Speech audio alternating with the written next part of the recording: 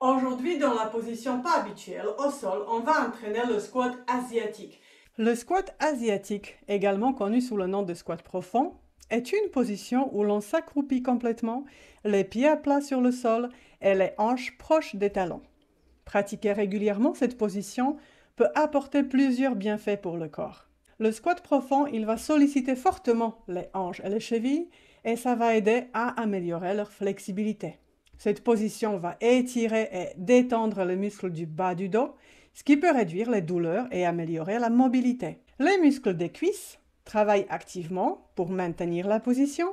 Les muscles fessiers sont également engagés, contribuant à leur renforcement. Le maintien de l'équilibre sollicite les mollets, les rendant plus forts. Le squat profond va encourager un alignement correct de la colonne vertébrale, aidant à améliorer la posture générale. La position améliore l'équilibre et la stabilité du corps. Cette position peut aider également à lubrifier et renforcer les articulations des genoux, réduisant ainsi les risques de blessures. En sollicitant régulièrement les hanches, on peut prévenir les raideurs et améliorer la mobilité articulaire. La position accroupie peut stimuler le système digestif et favoriser un meilleur transit intestinal. C'est magnifique! En adoptant cette position, les muscles du bas de dos se relâchent, ce qui peut réduire les douleurs chroniques dans cette région. Le squat profond permet une meilleure expansion du diaphragme, améliorant ainsi la respiration profonde. La capacité à s'accroupir profondément peut faciliter de nombreuses activités quotidiennes, comme ramasser des objets au sol, jardiner ou tout simplement se reposer pendant une balade. Pour maximiser les bénéfices du squat asiatique, il est important de l'exécuter correctement, pieds à plat sur le sol, dos droit et hanches en dessous des genoux. Comme pour tout exercice, il est conseillé de commencer doucement et d'augmenter progressivement la durée et la profondeur du squat pour éviter les blessures. J'étais plutôt habituée, toujours quand j'étais dehors, où j'avais besoin de me reposer, de rester soit dans cette position, qui est plutôt naturelle pour moi et plutôt facile, un pied bien posé au sol et l'autre avec le talon élevé. Ça, c'est plutôt facile, même si à un certain moment, ça commence à être désagréable et pas être bien, donc il faut que je change et je tenais pas trop longtemps non plus. Ensuite, j'ai découvert le squat asiatique que je suis en train d'entraîner maintenant. Parce que pour nous, c'est pas tellement habituel et c'est pas tellement facile, bien que ça a bien été facile hein, quand on avait 2, 3, 5 ans. Oui, effectivement, le corps d'un petit enfant est différent, on est plus souple, plus flexible, mais on peut toujours développer ça à peu importe quel âge. Vous voyez, les Asiatiques, justement, les gens d'autres pays qui peuvent l'utiliser au quotidien, ils peuvent cuisiner dans cette position, rester comme ça, cuisiner, discuter, se reposer, rester tout simplement comme ça au lieu d'être tranquillement dans le confort du fauteuil. Donc la position exacte, c'est pas comme ça, avec les pieds relevés, avec les talons relevés, ce qui peut être une solution, une petite étape avant. La position vraiment correcte serait que les pieds sont posés bien au sol, le dos est droit, et les hanches sont plus bas que les genoux, bien sûr. Tout le monde n'arrive pas forcément à faire le squat entier bien profond, donc peut-être certains restent comme ça pour le début, peut-être plus bas, peut-être plus bas. Tout le monde n'arrive pas tout de suite dans cette position-là, il faut s'entraîner un petit peu. Hein. C'est pas miraculeux, on n'y vient pas très rapidement. Souvent on essaye de courber un peu le dos parce que c'est plus facile pour se tenir et ne pas tomber en arrière sur nos fesses, mais on essaye en même temps de garder le dos droit. Comment on peut s'entraîner au fur et à mesure aussi à le faire bien et y arriver petit à petit, parce que miracle se passe, mais peut-être pas comme ça et pas si rapidement, puisque ici on va bien faire travailler et les chevilles, et les genoux et les hanches. Donc il faut petit à petit les réhabituer à ces mouvements. Après, si tu ne vois pas d'intérêt pour le faire, ben ne le fais pas. Mais moi, je préfère garder la souplesse, garder la forme, pouvoir faire ces mouvements-là et ne pas me dire « Ah, je travaille un peu dans le jardin, ah, je suis fatiguée, ah, j'ai mal là, ah, j'ai mal là. » Ah, bah, ça vient avec l'âge. Qu'est-ce dalle? Après, si c'est ton cas, si c'est ta vie, passe à une autre vidéo.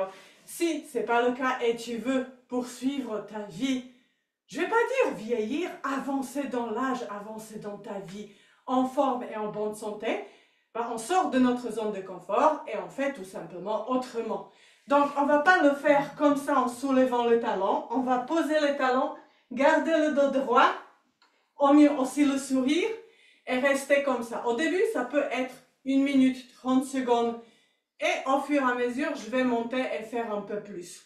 Ce que je peux faire, j'ai le mur ici. Donc, je vais un petit peu soutenir mes fesses en restant de cette façon. Ce n'est pas encore tout à fait idéal parce que plutôt je m'appuie avec le dos derrière le mur pour m'aider. Mais je sens déjà un petit peu la contraction au niveau de mes chevilles. Je sens mes genoux, je sens les hanches. Donc, ça peut être une position intermédiaire pour t'aider déjà à t'habituer à cette position-là. Tu peux prendre une serviette que tu vas rouler et tu vas tout simplement soutenir tes talons. Donc, tu vas t'asseoir dans la position. Ce n'est pas forcément pour soutenir tes fesses, c'est pour soulever tes talons. Donc, tu soutiens tes talons et avec les talons légèrement surélevés, pour moi, c'est beaucoup plus facile. Bien que je sens toujours la pression ou la tension au niveau des chevilles. Ce qu'on peut encore faire différent pour y arriver, ici je prends la chaise, elle n'est pas idéale parce que sur des roulettes, elle va bouger. Mais tu peux prendre la porte ou quelque chose de différent qui tient. Donc, soit c'est le bout de la porte, tu te tiens comme ça à la porte, ou en poteau de ton escalier, quelque chose qui est stable. Et tout simplement, tu te mets dans cette position et tu te maintiens. Donc, tu essayes de garder le dos droit et tu te maintiens ici afin que tu puisses garder la position et ne pas tomber en arrière. Comme je dis, si tu n'arrives pas tout de suite dans cette position-là, tu vas te tenir comme ça au tout début à la porte, à un poteau, à quelque chose qui est là. Bon, le mur ne me tient pas et tu vas rester quelques secondes. Au début, ça va faire 10 secondes, ensuite 20 secondes, 30 secondes. Et au fur et à mesure, tu vas arriver à quelque chose de plus stable afin que tu te balades, tu es fatigué, tu te mets comme ça et tu te reposes.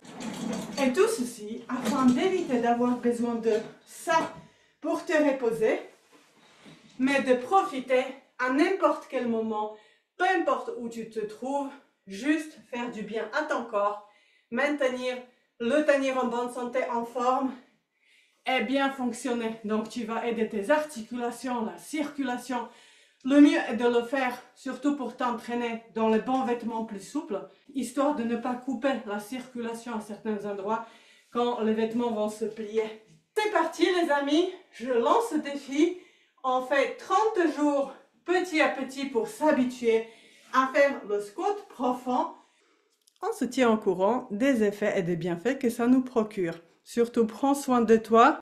Si jamais, bien sûr, tu as des soucis plus profonds qui sont chroniques, des genoux, des articulations, le dos, etc., peut-être il faut voir de façon plus complexe et commencer à s'entraîner de façon différente pour arriver à faire ceci. Après, à toi de voir. C'est bien des fois de se sortir de sa zone de confort, d'essayer de nouvelles choses.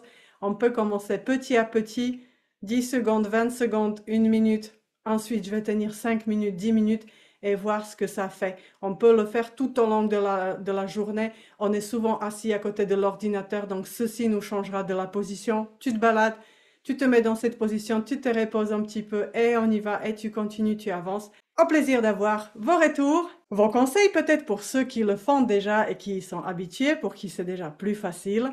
Et on y va, on s'entraîne pour la santé, le bien-être et la vie avec joie et plaisir.